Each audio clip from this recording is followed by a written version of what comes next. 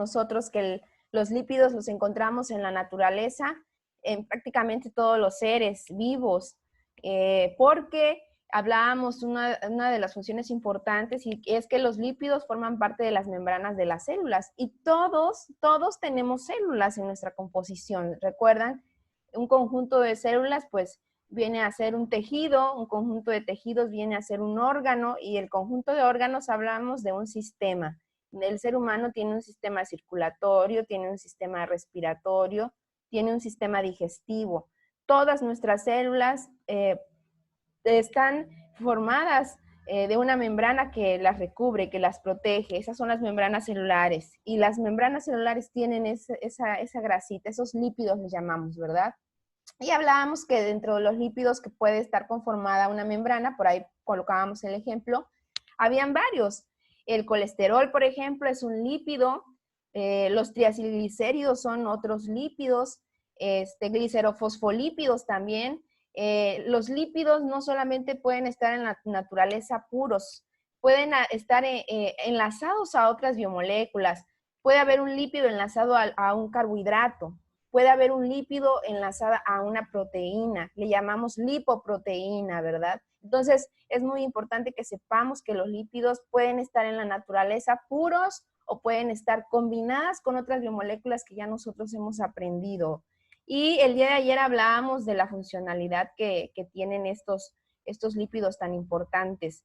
Y hablábamos de que no solamente cubren la función de formar parte de las membranas de la célula, tienen también una función específica. Pueden ser señalización de células.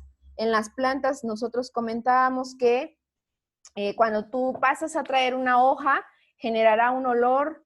Ese olor que generan esas plantas es porque ese olor es un método de protección de esas plantas mismas. ¿De quién se protegen las plantas? Bueno, ustedes saben que los insectos pueden llegar a comer las hojas y dañarlas. Entonces, como un método de defensa de las plantas que no pueden moverse, ¿verdad? No pueden pegar, no pueden golpear, pues generan ese olor y ese olor es un olor repelente.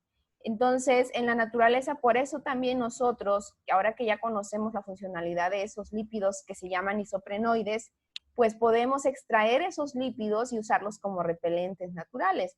Ahora, si tú vas al súper y quieres comprar un repelente natural, ve al área, chécalo, y su composición química van a ser sustancias naturales. Hablamos de repelentes que son orgánicos, ¿verdad? Que son biodegradables. Entonces, se extraen. Incluso, no sé si ustedes en casa, algún familiar llevó un curso que tenga que ver con agroecología para cuidar sus cultivos o hortalizas en casa de manera natural. Les dicen, pues mezcla las hojas más olorosas, mezclas ruda, mezclas hierbabuena, la colocas en agua, luego filtras y con un spray roceas, ¿verdad? Con un atomizador roceas ese líquido en las hortalizas y eso te ayuda, ¿verdad? Entonces, hablábamos nosotros de esa funcionalidad en los isoprenoides. El lípido es en las plantas que generan olor, les llamamos isoprenoides, y si nosotros los podemos extraer, les llamamos aceites esenciales, tienen un olor característico. Muy bien, gracias Carlos. Pues vamos a continuar entonces el día de hoy con otra funcionalidad, que es la de esteroides. No sé si ustedes antes habían escuchado hablar de los esteroides. Por ahí me pueden contestar encendiendo su micrófono con un sí o escribiendo en el chat, ¿verdad? Si es un sí o si es un no. ¿Ya habían escuchado antes de los esteroides? Sí, ¿Son lo profe. que algunos consumen para hacer ejercicio? Pues sí, exactamente. Más comúnmente, esos son anabólicos sintéticos, pero también se les conoce con el nombre de esteroides. No está mal, pero si nosotros nos vamos a la literatura científica, los esteroides no hacen únicamente especificidad en esos anabólicos que mencionó Carlos, sino que también hace referencia a sustancias que producimos los seres humanos y los mamíferos, los otros animales, porque en ese caso existen unas sustancias naturales que se llaman feromonas. Eso es por mencionar un ejemplo de un esteroide. Las feromonas son sustancias que liberamos para atraer, se dice por ahí, voy a hablar de los insectos, ¿verdad? Cuando están en una época de reproducción, incluso también aves, o insectos y mamíferos comiencen a liberar una sustancia aromática que se llama feromona y es un esteroide. Eso hace que atraiga al sexo opuesto para que puedan aparearse y reproducirse. Entonces, las feromonas son esteroides y las producimos todos, ¿sale? Entonces, ¿qué es un esteroide? Pues el esteroide también es sintetizado a través de la ruta de los lípidos, por eso está considerado o está clasificado como un lípido los esteroides. Y en la actualidad se conocen alrededor de 8,000 compuestos de estos aislados de feromonas. Pero bueno, a lo que yo quería era ir a la composición, que un esteroide, curiosamente, puede tener o puede ser la unión de vitaminas, que ya habíamos dicho que las vitaminas también son derivadas de los lípidos.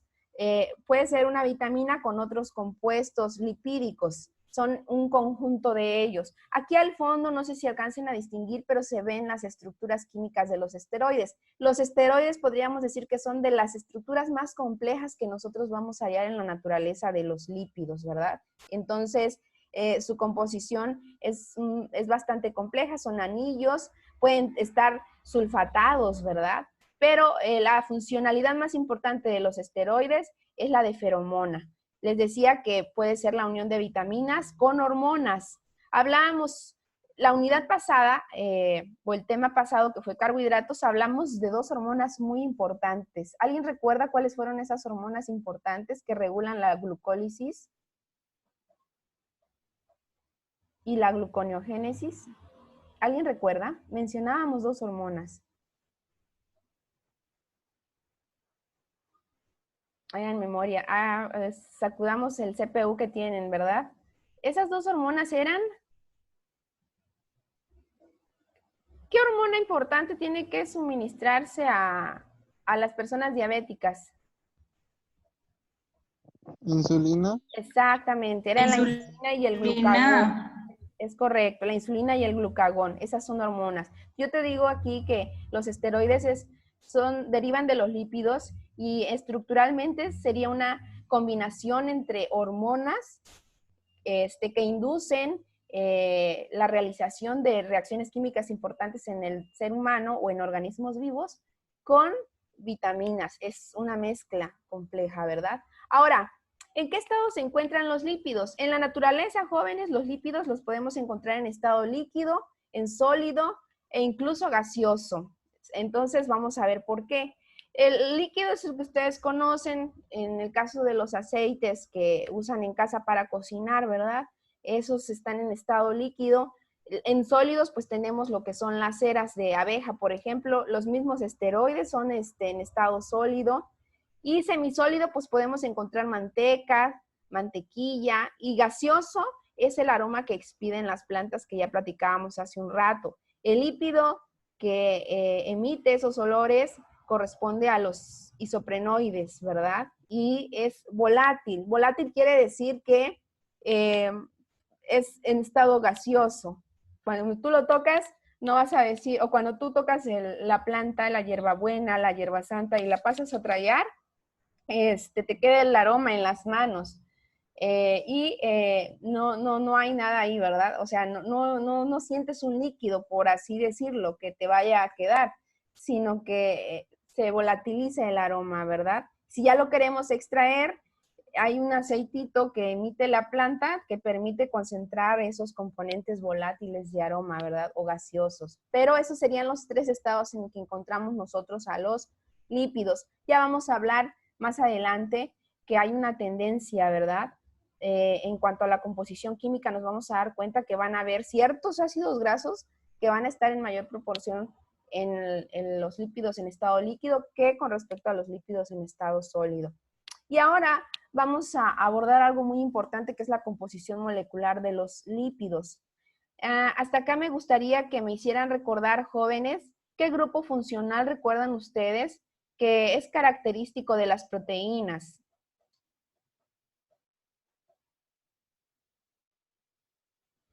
Que es un tema... Los aminoácidos. Exactamente. Y los aminoácidos tienen un grupo funcional, ¿verdad?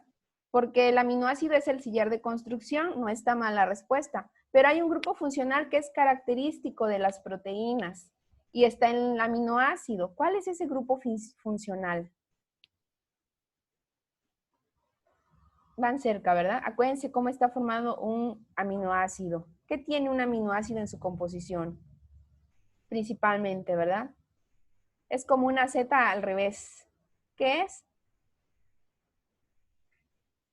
El grupo. Nitrógeno. Sí, exactamente. El grupo amino, ¿verdad? El nitrógeno en forma del grupo amino es característico de las proteínas. Y de los carbohidratos, ¿cuáles eran los grupos funcionales? ¿Se acuerdan? Hasta lo clasificábamos, ¿verdad? Habían cetosas y habían aldosas, ¿se acuerdan?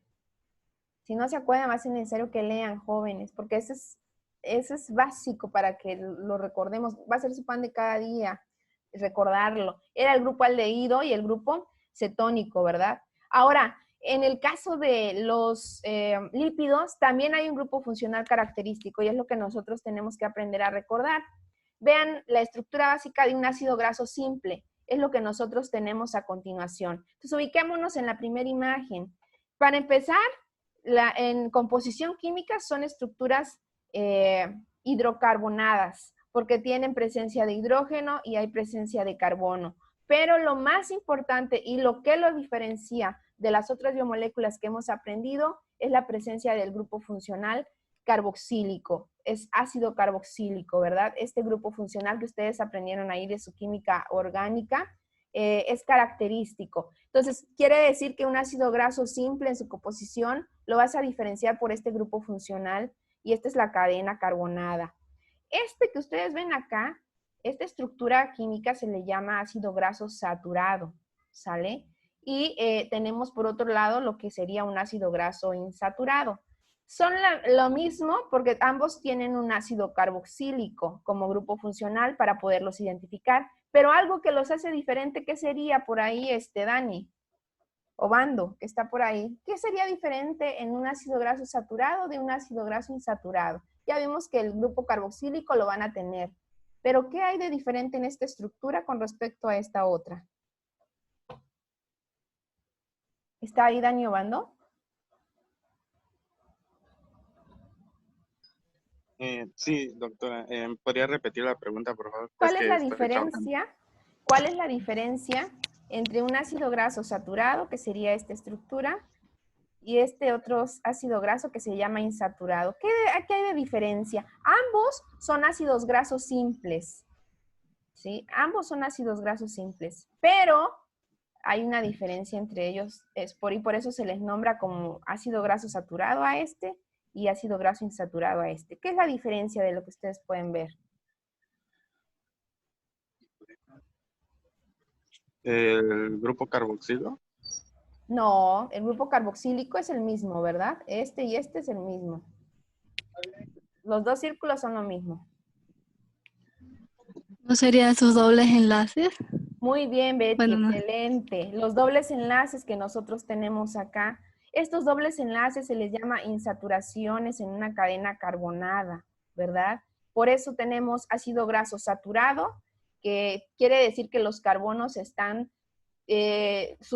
recuerden ustedes su química orgánica, un carbono va a estar compartiendo 4 electrones. Por eso ustedes ven en cada carbono 4 enlaces diferentes. ¿Sale? El carbono comparte 4 electrones. Y en este caso, tenemos nosotros que hay dobles ligaduras. A estos se les llaman dobles ligaduras. Entonces, ve cuántos enlaces tiene este carbono. Tiene 4, ¿verdad? Comparte uno con el hidrógeno, este lo comparte con el otro carbono, pero aquí está compartiendo 2 electrones con el carbono de al lado.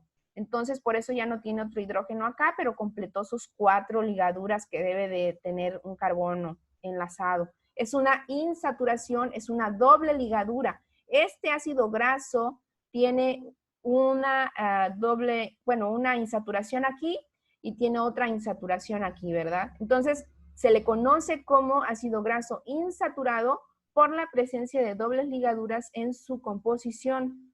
Y este es un ácido graso saturado, no los tiene. Ahora, voy a hacer un paréntesis aquí.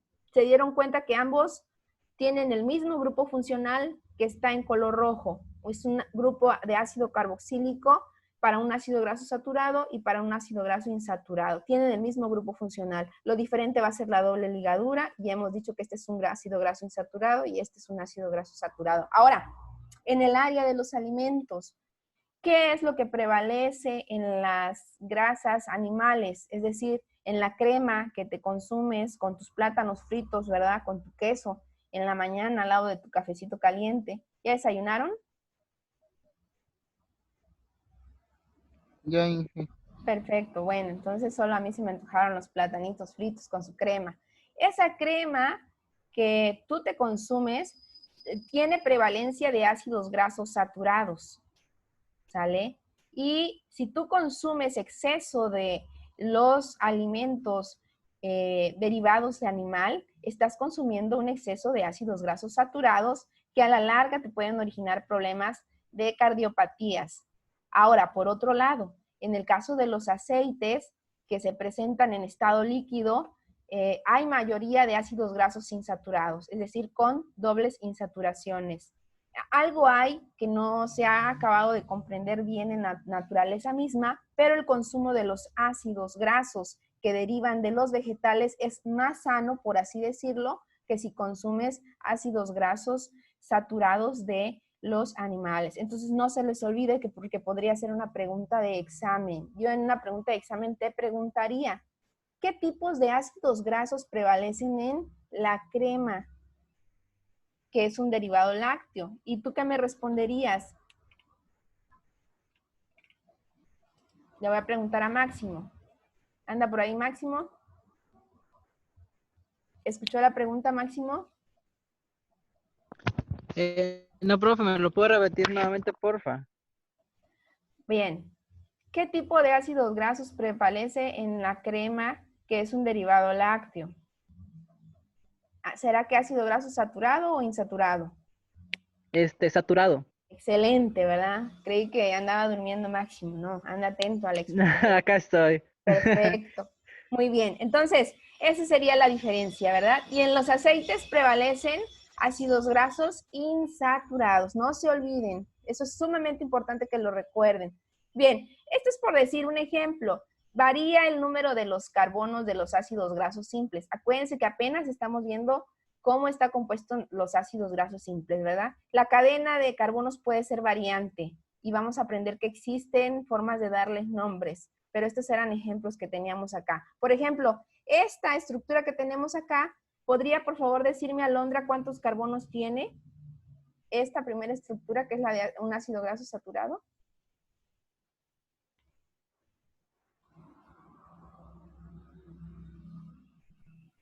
¿18, maestra? Excelente.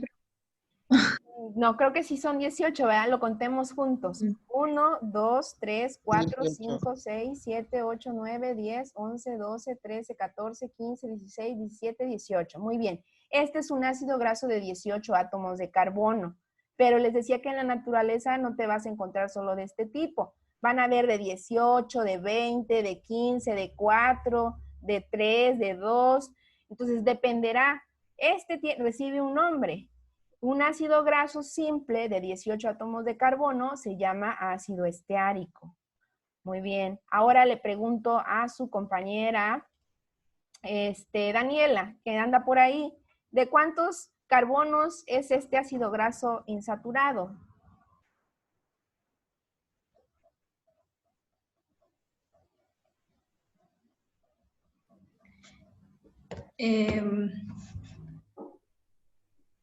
Pues no sé distinguir bien entre los dos carbonos que hay en el centro, pero creo que son 18 igual. Excelente, ¿verdad? Tienen el mismo número de carbonos. Tanto esta estructura de arriba como esta tiene el mismo número de carbonos. Lo que lo hace diferente, ya platicábamos hace rato, son las insaturaciones. Pues bien, tan solo por tener dobles insaturaciones, este ya no va a ser ácido esteárico, sino va a llamarse ácido linoleico. Ustedes han escuchado hablar del ácido linoleico, jóvenes. El ácido linoleico es un ácido graso esencial, pero me voy a ir a remontar a lo que hemos estado viendo porque esta es retroalimentación. ¿Se acuerdan ustedes cuando nosotros hablábamos de los aminoácidos esenciales y los no esenciales? ¿Qué diferencia había en un aminoácido esencial y en uno no esencial? ¿Cuál era el que sí producíamos y cuál era el que no producíamos?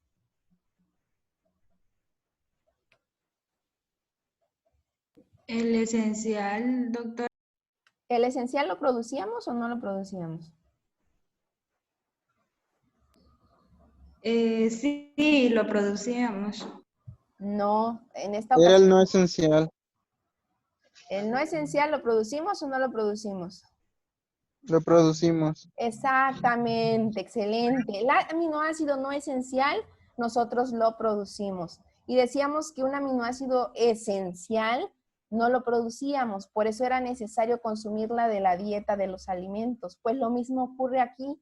Este ácido graso que se llama linoleico es un ácido graso esencial. Nosotros no lo producimos, necesitamos consumirlo de los alimentos. ¿De qué alimento? Ya dijimos que esto prevalece en los aceites. Entonces, en el aceite de olivo, lo vamos a encontrar en el aceite de las frutas secas y también la podemos encontrar en los pescados, que es en la alimentación. Entonces, hay ácidos grasos esenciales que nosotros no podemos producir. Por eso es necesario que tengamos una dieta balanceada, ¿verdad? Al igual que en el caso de las aminoácidos, también tenemos en el caso de los lípidos ácidos grasos que van a ser esenciales y no esenciales. Habrán ácidos grasos que podremos producir, pero habrá otros que nosotros no los podremos producir. Por eso es importante que consumamos lípidos. Por eso yo les decía en la clase de ayer que a veces a los lípidos se les sataniza y pensamos luego en cosas negativas con respecto a ellos.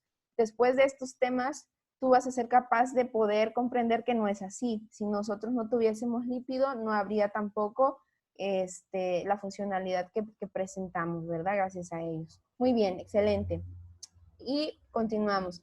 Otra forma de representar las estructuras anteriores, porque se las pueden encontrar cuando revises un libro, es esta. Mira ahora, ¿cómo está el grupo funcional?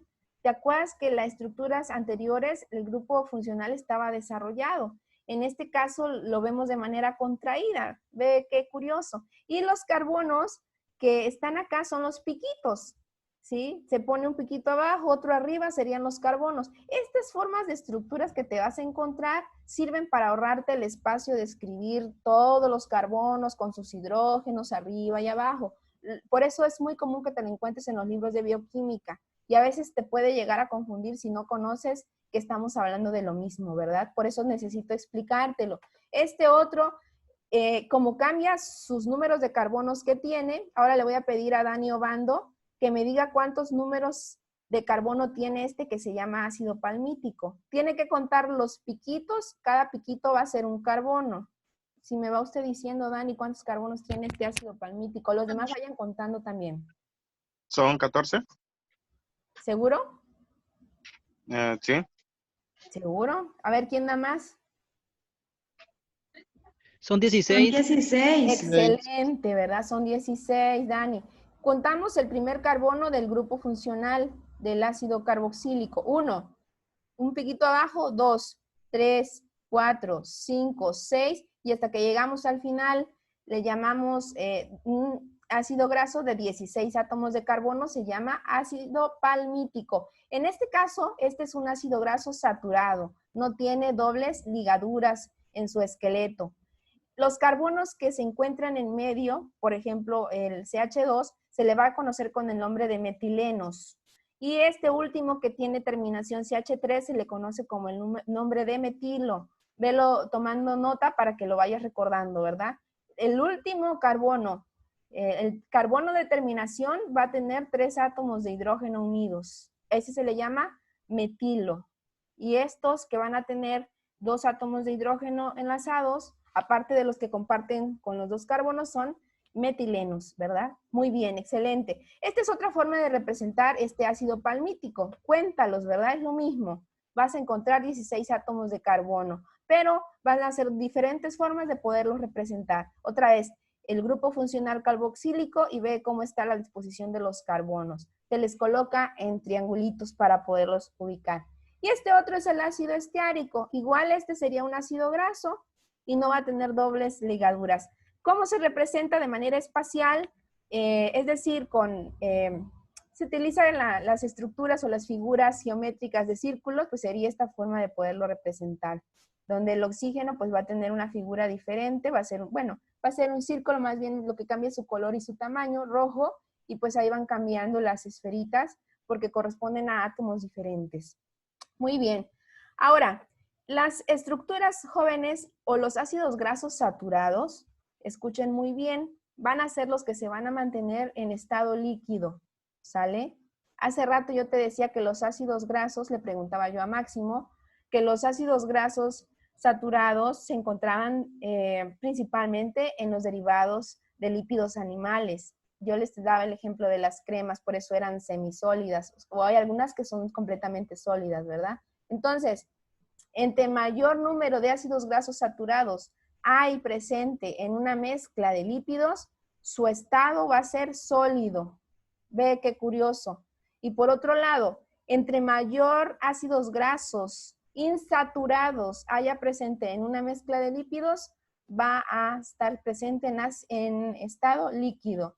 Las insaturaciones van a definir el estado en el cual se va a encontrar el lípido que estemos estudiando. No lo olviden, ahí podría haber otra pregunta de examen, ¿sale? Para que lo recuerden.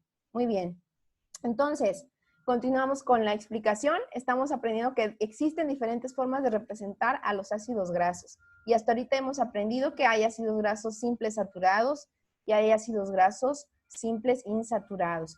Mira, esta es otra forma en la que te vas a poder encontrar en la literatura, la forma en la que se representan los ácidos grasos. Ve, estos puntitos en medio o continuos, quiere decir que pueden haber acá en medio más CHs como estos, ¿sale? Pero no están definidos porque no los conocemos, al menos de que los definas tú, que los dibujes, pero te los puedes encontrar.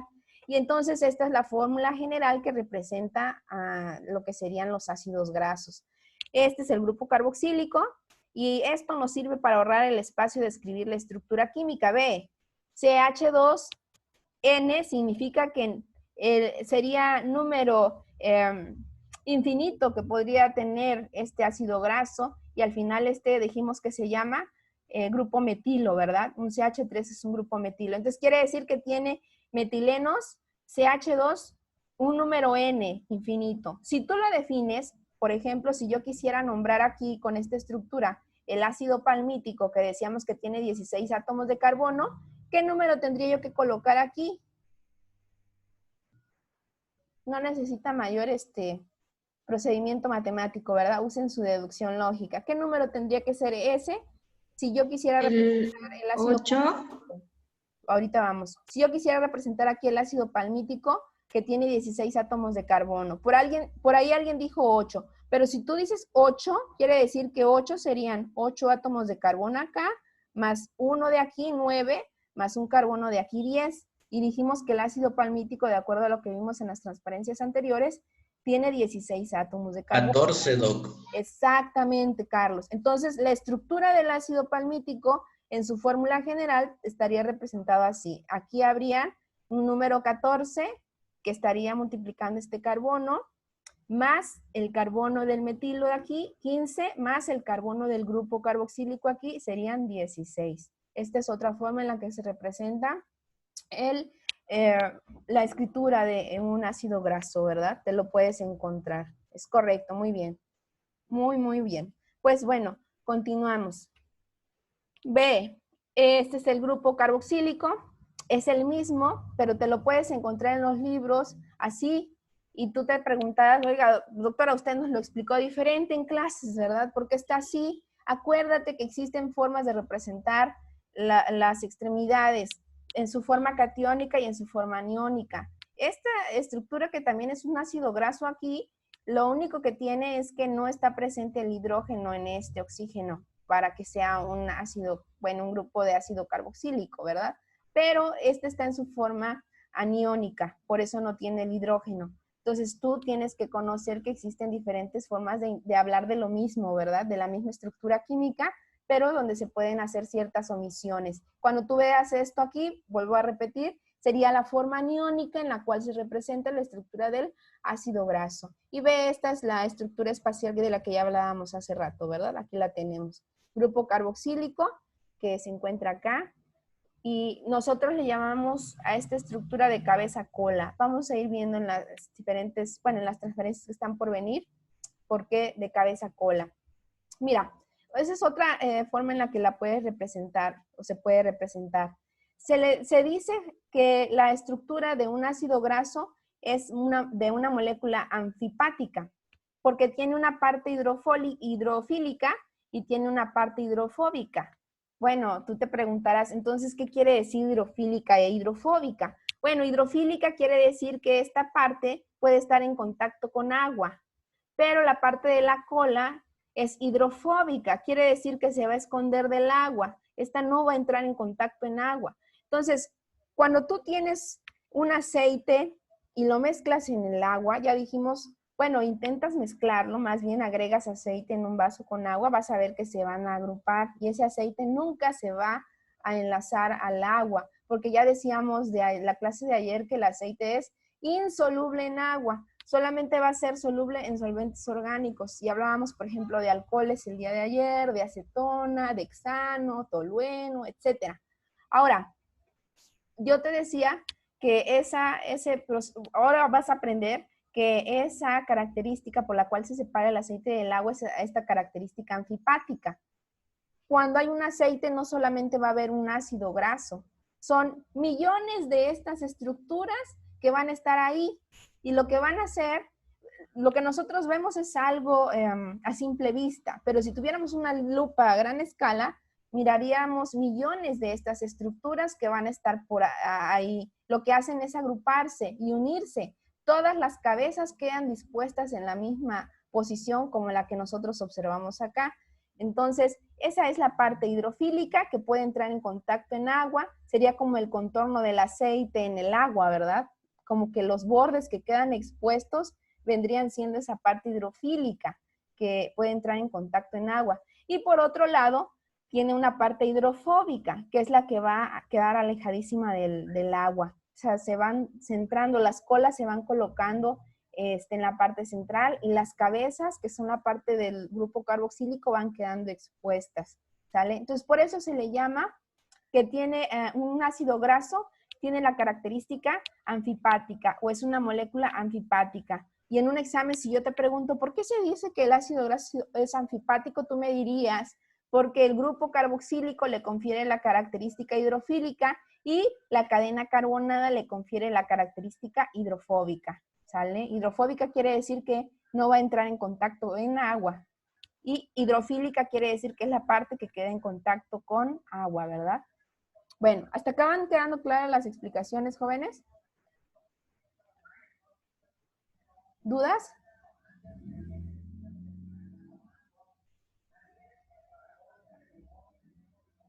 ¿Todo va bien, jóvenes? Pueden encender su micrófono, ¿no? Cuando hay alguna duda, pues podemos parar la explicación. Doc, ¿será que podría repetir esto último? Sí, cómo no. Los ácidos grasos decimos que tienen carácter anfipático porque van a tener una parte hidrofílica, que es la que va a poder entrar en contacto con el agua. Va a estar más, digamos que más amigable con el agua. Es la parte que va externa de un aceite que va a estar más en contacto con el agua. Y hay otra parte que es la hidrofóbica, que sería la parte de la cola del ácido graso, que se va a alejar de ese contacto con el agua. Yo les comentaba, por ejemplo, si ustedes agregan aceite en agua, van a ver cómo se forma una, bueno, voy a darle nombre, ¿no? Ustedes imagínense que se unen todas las moléculas del aceite y el contorno del aceite vendría siendo la parte hidrofílica que está quedando en contacto con el agua. Lo que está al centro de esa burbuja de aceite va a ser la parte hidrofóbica, que es la cadena o el esqueleto de carbonos del ácido graso. Es la parte hidrofóbica, la que va a huir del agua, pues no va a estar en contacto con ella. Y la parte más expuesta de esta burbuja que se forma en el agua, pues va a ser la parte hidrofílica, ¿no?